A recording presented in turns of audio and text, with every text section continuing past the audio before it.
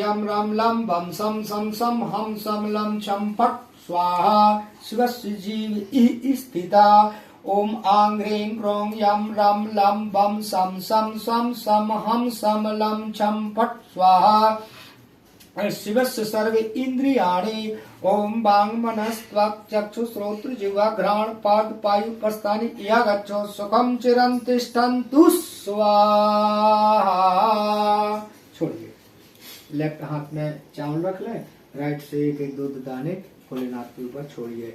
ओम भूपुरुषं साम सदाशिव आवाहयामि ओम भुवः पुरुषं साम सदाशिव आवाहयामि ओम स्वः पुरुषं साम सदाशिव आवाहयामि स्वामिन् सर्वजगन्नाथो यावत् पूजावसानकम् तावत् त्वं प्रीतिभावेन लिंगेऽस्मिन् सन्निधिं भव।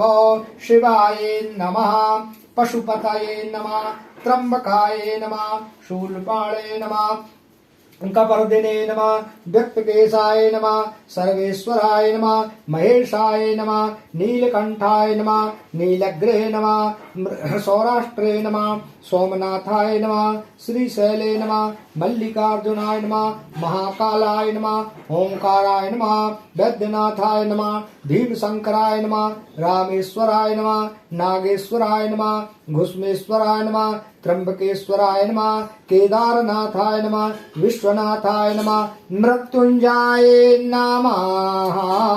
हाथ जोड़ करके प्रार्थना। मृत्युंजय